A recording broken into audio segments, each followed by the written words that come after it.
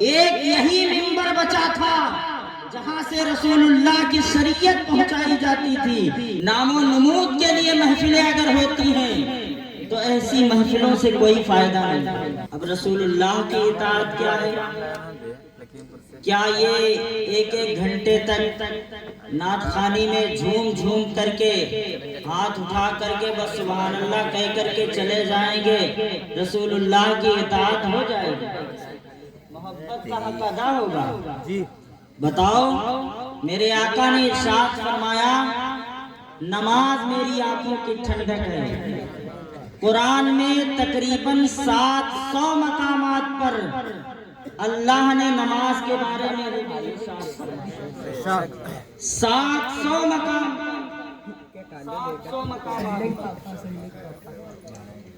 نماز کے بارے میں کہا۔ کیا یہاں پر جتنے لوگ ابھی ہاتھ اٹھا کر کے اچھل کر کے بول رہے تھے، کیا یہ سارے لوگوں نے عشاء کی نماز پڑھی؟ ارے بتاؤ، پڑھی ہے؟ نہیں پڑھی ہے۔ یہ صرف اور صرف نام و نمود کے لیے محفلیں اگر ہوتی ہیں تو ایسی محفلوں سے کوئی فائدہ نہیں۔ ایک بندہ خرچہ کر رہا ہے، علماء کو بلا رہا ہے، کس لیے بلا رہا ہے؟ اس لیے بلا رہا ہے کہ عالم آئیں گے، حضور کی سنتیں بتائیں گے، مصطفیٰ کا طریقہ بتائیں گے، مصطفیٰ کی شریعت بتائیں گے۔ لیکن یہاں کیا ہو رہا ہے؟ بتایا جا رہا ہے، منبروں کو بھی وہی بنا دیا گیا ہے جو نہیں ہونا چاہیے تھا۔ اس کے رسول یہ نہیں ہے۔ اور رہ گئی نعت خوانی کی بات، تو نعت خوانی کے ہم مخالف نہیں ہیں۔ نعت خوانی ایسی ہونی چاہیے جیسے حسان بن ثابت کیا کرتے تھے۔ نعت خوانی ایسی ہونی چاہیے جیسے پیر مہر علی شاہ صاحب کیا کرتے تھے۔ نعت ایسی ہونی چاہیے جیسے علامہ جامی کیا کرتے تھے۔ نعت ایسی ہونی چاہیے کہ وہ کہتے ہیں تنم فرسود جا پارا زہجرا یا رسول اللہ، دلم پزموردہ آبارا زیسیا یا رسول اللہ، چبازوے شفاعت را کشائی پر گناہگارا، مکن محروم جامیرہ درایا۔ نعت خوانی ایسی ہونی چاہیے، صرف ہلا ڈلا کر کے لوگوں کو چلے جائیں، کوئی فائدہ نہ ہو۔ ایک دین کی بات، ایک بہترین عالم دین منبر پر بیٹھا رہے، انتظار کرتا رہے اور نعت خوانی ہوتی رہے، اور اس طریقے کی نعت خوانی جس سے کوئی فائدہ بھی نہ ہو۔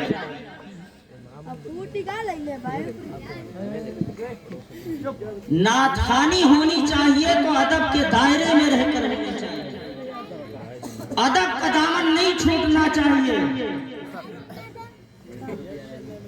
اگر بارگاہ مصطفیٰ کا اور حضور کے نام کا ادب نہ ہو تو پھر نعت خوانی کا کوئی مطلب نہیں۔ ہزار بار بشویم دہن زمشق و گلاب، ہنوز نام تو گفتن کمال بھی۔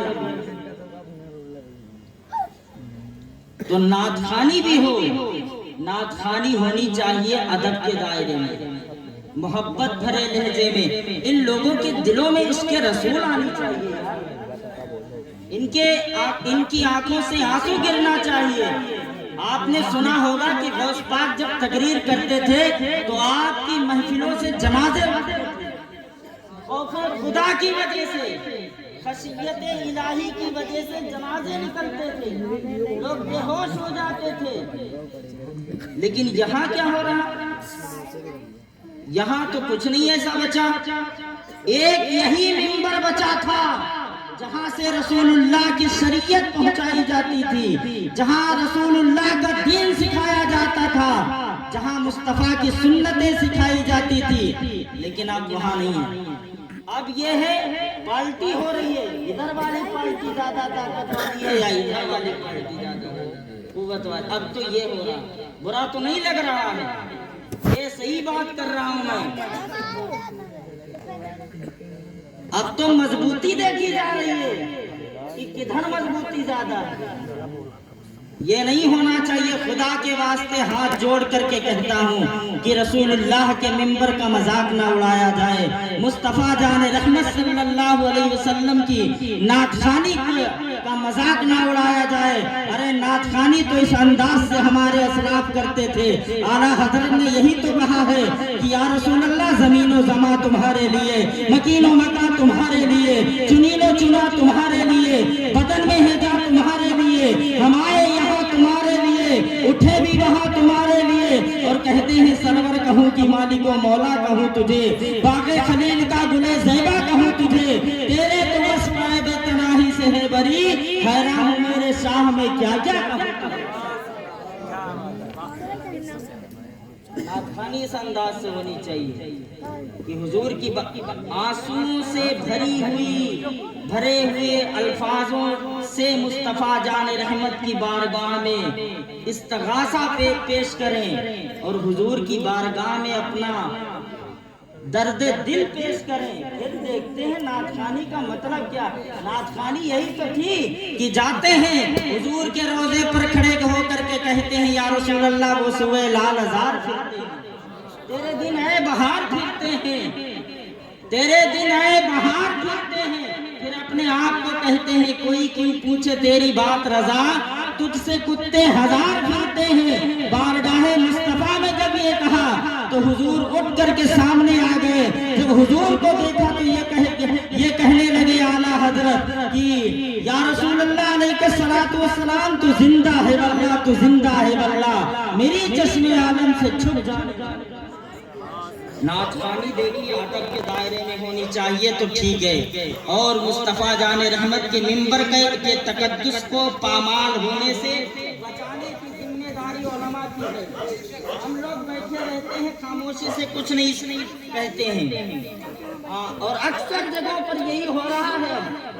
یہی ہو رہا حضرت مولانا سلمان صاحب، یہی ہو رہا حضرت. آپ جانتے ہیں میں بھی الحمدللہ پہلے نظامت کیا کرتا تھا، شاید آپ نہ جانتے ہو، لیکن لیکن تھوڑا آپ خیال رکھیے گا. میں بہت گیا ہوں الحمدللہ جلسوں میں، لیکن اللہ پاک کا شکر ہے کہ میں آج تک کبھی زیادہ میں نے اچھل کود والی کوئی باتیں نہیں کی. اللہ پاک کا شکر ہے. اور میں یہی چاہتا ہوں کہ یا رسول اللہ میرے چند الفاظ رہیں لیکن آپ کی بارگاہ میں بس قبول ہو. یہی آرزو ہونی چاہیے. دیکھیے دنیا والوں کو راضی مت کیجئے، لوگوں کو خوش کرنے کے لیے کچھ مت کیجئے. اگر یہ لوگ ان لوگوں کو خوش کرنے کے لیے آپ نعت خوانی کریں گے چند پیسے مل جائیں گے، لیکن اگر حضور کو راضی کرنے کے لیے نعت خوانی کریں گے، حضور کو راضی کرنے کے لیے حضور کی تعریف کریں گے تو پھر حضور اتنا دیتے ہیں، اتنا دیتے ہیں، اتنا دیتے ہیں کہ بریلی کے مجدد نے، عشق کے مفتی نے یہ کہا تھا کون دیتا ہے دینے کو مجھ چاہیے، دینے والا ہے سچا ہمارا نبی. اور اعلیٰ حضرت کہتے ہیں او تاجدارو، اعلیٰ حضرت کہتے ہیں او تاجدارو، کبھی خواب میں دیکھی ہے یہ چیز؟ او تاجدارو کبھی خواب میں دیکھی یہ چیز جو آج جھولیوں میں گدا یعنی دھر کھڑے. مصطفیٰ جان رحمت کے غلاموں کی جھولیوں میں جو چیزیں حضور ڈال دیتے ہیں وہ بڑے بڑے بادشاہوں کو دیکھنا تک میسر نہیں. تو حضور کے لیے نعت خوانی کریں، حضور کے لیے منبر پر آئیں. ان لوگوں، اور یہ لوگ راضی بھی نہیں ہوں گے، یہ کم تھوڑی ہیں، یہ راضی نہیں ہوں گے. یہ ان کو کچھ کر ڈالو تم راضی کرنے کے لیے. امام بیچارہ 24 گھنٹے انہیں کو راضی کرنے میں لگا رہتا ہے، لیکن یہ راضی نہیں ہوتے ہیں. مسجد سے نکلیں گے امام کی برائی، ابھی یہاں سے جائیں گے یہ لوگ آپ کی برائی کریں گے. صحیح کہہ رہا ہوں میں حضرت؟ ابھی یہاں سے جائیں گے، یہاں صبح دیکھنا حضرت کے پاس کتنی شکایتیں آئیں گی. یہ لوگ راضی نہیں ہوں گے. تو جب یہ ویسے بھی راضی نہیں ہوں گے، تو جب یہ راضی ہی نہیں ہوں گے تو ان کو راضی کیا کرنا؟ راضی ان کو کرو، راضی ان کو کرو جو चाहते हैं वो तो राजी ही है, वो तो हमसे राजी ही है। हजारों गुनाहों के बावजूद भी मुस्तफा हमसे राजी है। हम ही हुजूर से दूर जा रहे हैं, हमने ही अपने आप को हुजूर से दूर कर लिया। कैसे? नमाजें छोड़ करके। नमाज नहीं छोड़ना। एक वक्त की नमाज छोड़ने वाले के बारे में रसूलुल्लाह ने फरमाया, मन तरक अस्सलात मुतअम्मिदन फक़द कफर। तर्जुमा नहीं करूंगा, आप बर्दाश्त नहीं कर पाएंगे। हाँ, मन तरक अस्सलात मुतअम्मिदन फक़द कफर। 100 से ज़ायद सहाबा का फतवा है कि नमाज छोड़ने वाला काफिर है।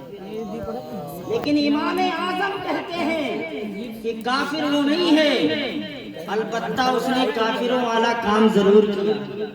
उसको कैद किया जाए। कब तक? जब तक कि वो सच्ची तौबा न कर ले। जब तक वो सच्ची तौबा न कर ले। किस चीज से? बेनमाजीपन से। बेनमाजीपन से तौबा न कर ले, उस वक्त तक उसको कैद में रखा जाएगा। उस वक्त तक उसको कैद में रखा जाएगा। अगर वो सच्ची तौबा कर ले और पक्का इरादा कर ले तो उसे रिहाई मिले। लेकिन यहाँ ये चीजें तो अब हमारे मिंबरों से बताई नहीं जाती, बहुत कम, इल्ला माशाअल्लाह। ये चीजें नहीं, बस सुभान अल्लाह कहो, अल्हम्दुलिल्लाह कहो, ये कहो, वो कहो। सुभान अल्लाह अल्हम्दुलिल्लाह का मैं मुनकिर नहीं हूँ, लेकिन गौस पाक फरमाते हैं, बेनमाजी मरे तो मुसलमानों के कब्रिस्तान में दफन न किया जाए। गौस पाक का ये फरमान है, ये गौस पाक का फरमान, बेनमाजी मर जाए तो मुसलमानों के कब्रिस्तान में दफन न किया जाए। बताओ, जिनके सिलसिले में आप होने पर फख्र करते हो, वो गौसे पाक फरमान, अरे जो गौसे पाक बेनमाजी को मुसलमानों के कब्रिस्तान में देखना नहीं चाहते हैं, वो अपने मुरीदों में देखना चाहेंगे। वो अपने मुरीदों में देखना चाहेंगे। नहीं, गौस पाक फरमाते हैं, मेरा मुरीद वो है जो सख्त सर्दियों में रात में कयाम करता है, मतलब नमाजें पढ़ता है, और सख्त गर्मियों में रोजे रखता है, वो मेरा मुरीद।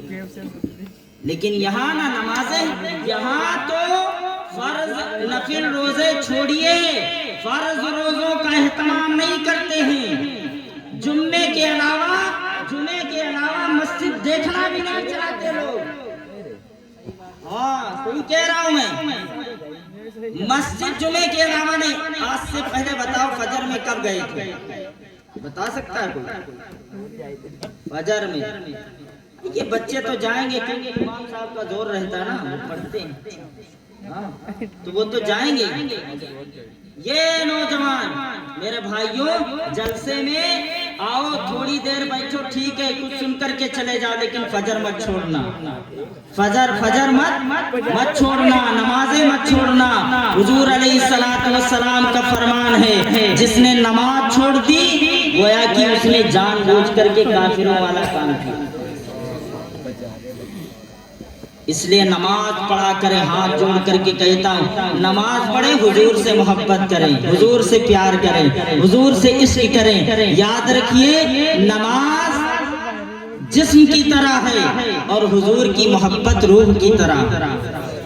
हुजूर की मोहब्बत रूह। इसलिए मैं आपसे गुजारिश करूंगा, हमारे हजरत अल्लामा मौलाना मजाज रजा साहब किबला तशरीफ फरमा है, आप हजरात इनका बयान सुनिए और सुनिएगा और उस पर अमल करने की भी कोशिश कीजिएगा, अमल कीजिएगा। वरना सुनने का तो सवाब मिलेगा, लेकिन अगर अमल नहीं करेंगे तो आपको फायदा नहीं मिलेगा। सुने भी और अमल भी करें, तब जाकर के सोने पर सुहागा होगा, तब जाकर के आपकी दुनिया भी संवरेगी, आखिरत भी संवरेगी। अल्लाह ताला की बारगाह में दुआ है कि मेरे इन चंद कलिमात को अपनी बारगाह में कबूल फरमाए और हम सबों को हुजूर की शरीयत पर मुकम्मल तौर पर अमल करने की तौफीक अता फरमाए। मेरे बोलने में जो गलती हुई हो रब तबारक व तआला माफ फरमाए। अगर कि मैं किसी का दिल दुखाना नहीं, मकसद ये नहीं था, मकसद ये था कि हुजूर के मिंबर के तकद्दुस को पामाल ना होने दिया जाए। हाँ, तो इसलिए इस चीज़ का ख्याल रखा जाए। अगर किसी को तकलीफ पहुंची हो तो मैं माजरत चाहता हूँ। अस्सलामु अलैकुम व रहमतुल्लाह। जिंदाबाद जिंदाबाद। ये अपनी दिल की